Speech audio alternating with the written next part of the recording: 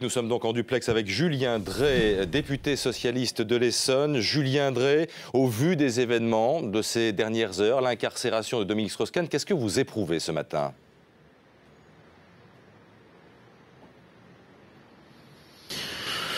Écoutez, je suis comme tout le monde choqué par ces images. Ça ne veut pas dire que pour autant on oublie les faits, mais c'est vrai que la violence des images, la violence de la procédure, qui semble quand même incroyable pour nous Français qui ne connaissons peut-être mal le déroulement de la procédure judiciaire américaine, est évidemment très bouleversante de toutes ces images, de cette situation. Alors c'est vrai que quand on connaît Dominique Strauss-Kahn, quand on a été son ami, on a forcément, je dirais, envie que tout ce qu'on voit soit faux, n'existe pas. Bon, alors ça ne veut pas dire pour autant qu'on oublie la victime, qu'on oublie ce qui s'est passé, si victime il y a. Mais je crois qu'on est tous bouleversés par ce qu'on est en train de voir aujourd'hui. Alors Julien Dray, justement, vous êtes un ami de Dominique Strauss-Kahn, vous le connaissez bien.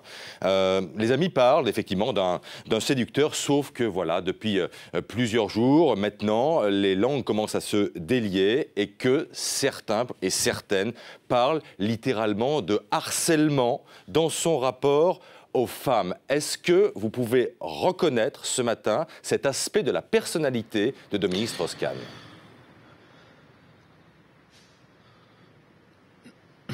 Non mais je vous invite les uns et les autres, et en plus des expériences récentes devraient vous inviter à cela, à faire attention à ces emballements médiatiques qui font que tout d'un coup on est confronté à des soi-disant révélations nouvelles, des situations sur lesquelles on s'était tu, qu'on n'avait pas voulu regarder, sur le fait que par exemple la presse française aurait été trop complaisante.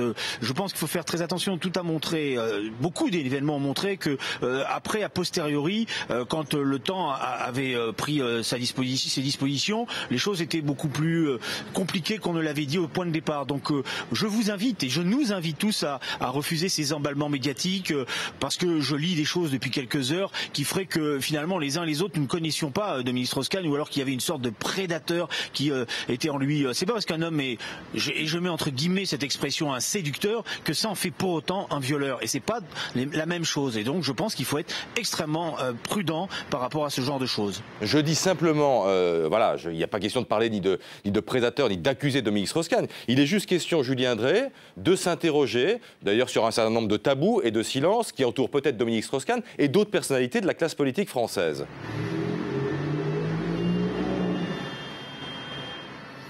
Oui, ça j'ai vu que vous étiez en train les uns et les autres de lancer ce débat sur les tabous.